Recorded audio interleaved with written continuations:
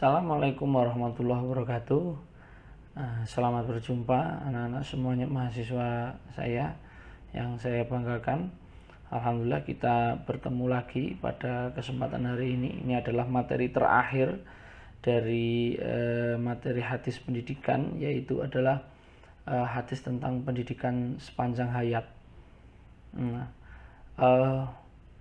Tentu kita semuanya sepakat, ya, setuju bahwa yang dinamakan orang belajar itu tidak ada batasnya.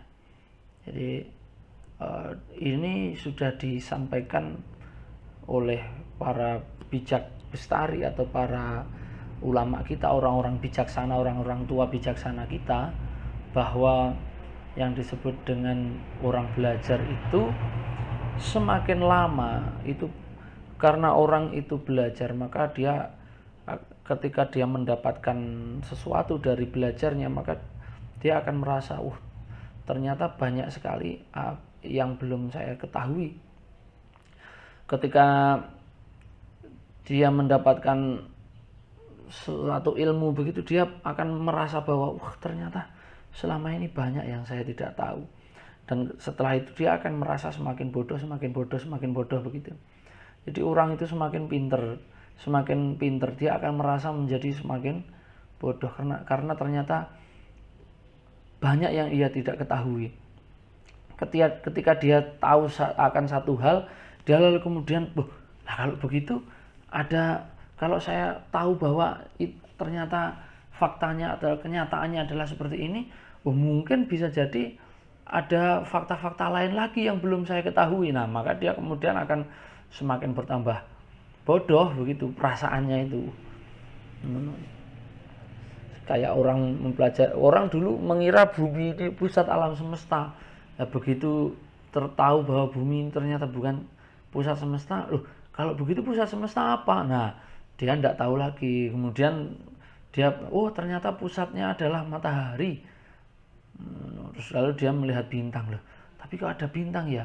Dia, ternyata matahari itu satu dari sekian bintang. Kalau begitu bintang yang lain gimana? Terus meneliti lagi. Setelah diketahui bintang yang banyak itu, kalau bintang seperti matahari saja punya planet, jangan-jangan bintang yang lain di dunia itu juga punya planet. Nah, pengetahuan itu seperti air laut yang dia semakin diminum, dia akan semakin membuat kita haus, dan semakin kita itu meminumnya, semakin kita itu butuh air lagi.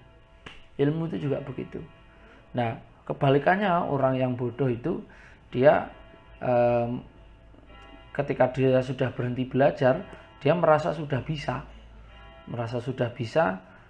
maka orang itu mulailah menjadi bodoh. Orang yang kemudian merasa pinter, mulailah dia bodoh.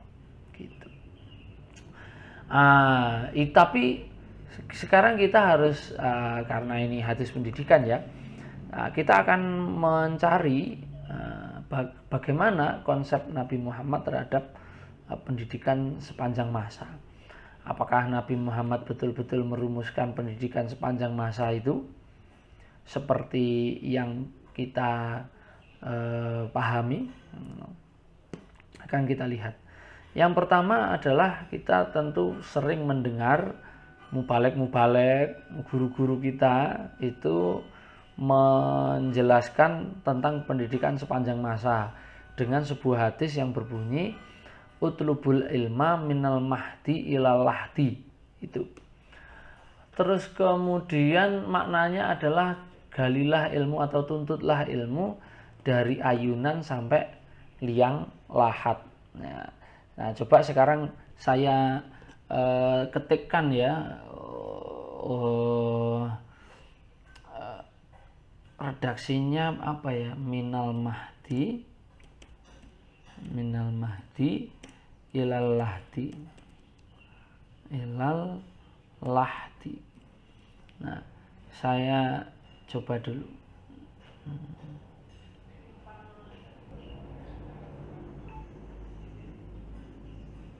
Nah, ternyata tidak ketemu utlubul ilma minal mahdi ilal lahdi, itu tidak ada. karena memang itu bukan hadis, itu adalah perkataannya Imam Syafi'i. Lalu kemudian berkembang isu-isu begitu, terus dihadis-hadiskan. Sebetulnya itu bukan hadis. Menuntut ilmu minal mahdi ilal lahdi itu ungkapan Imam Syafi'i yang memang beliau itu adalah orang yang sangat gemar dalam mencari ilmu, maka beliau kemudian memberi jargon, yaitu menuntut ilmu dari ayunan hingga liang lahat. Nah, terus kemudian dihadis-hadiskan oleh murid-muridnya atau penggemarnya, padahal itu sebetulnya bukan hadis itu aslinya. Nah, terus kemudian ini loh, jadi penyalahgunaan nama Rasul untuk melegitimasi pernyataan-pernyataan yang sebetulnya bukan dari Rasulullah ini banyak terjadi ya. Jadi hadis itu tidak lepas dari problem. Maka kalau kita itu memang mau kembali kepada Quran dan hadis, kembali pada Quran dan hadis, maka syaratnya ya harus paham tentang hadis itu. Bukan kok kembali pada Quran dan hadis lalu terus dikewabyah kewabe hadis itu dicari tanpa tahu sahih tidaknya, lalu kemudian berhujah pada hadis sahih, pokoknya kalau Bukhari Muslim pasti sahih, ternyata musuh dilacak ada yang dhaif lah begini. Makanya kita itu harus tahu. Dan sebetulnya saya ingin sampaikan juga kepada kalian bahwa hadis itu pada awalnya digunakan untuk merekap atau mengkodifikasi ya, atau mendokumentasikan sejarah atau sirah nabawiyah, sama sekali tidak ada dengan kaitannya dengan hukum. Nah, jadi singkat cerita, kamu silahkan nanti mencari kepastiannya ya. Jadi yang terjadi pada zaman dahulu itu adalah para sahabat itu ya hanya para sahabat itu tidak terpaku pada hadis tetapi pada substansi ajarannya Nabi Muhammad. Jadi yang disebut dengan Al-Qur'an dan Sunnah, yang disebut para sahabat itu, yang disebut Nabi Muhammad juga Kitabullah dan Sunnah. Kitab Allah itu bukan maknanya bukan Al-Qur'an teks mushaf, itu bukan terbatas pada itu sempit sekali. Yang dimaksud dengan Kitabullah itu adalah ketetapan ajaran dari Allah.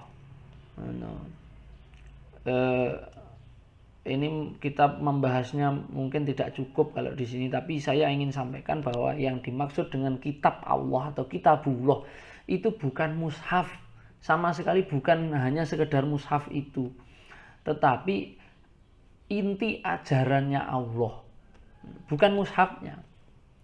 Kemudian yang disebut dengan sunnahnya Nabi Muhammad itu adalah substansi atau pokok ajarannya, nilai-nilai ajarannya itu. Bukan hanya sekedar apa yang disampaikan dari lisannya Rasulullah. Karena kehidupannya Nabi Muhammad itu dinamis kok.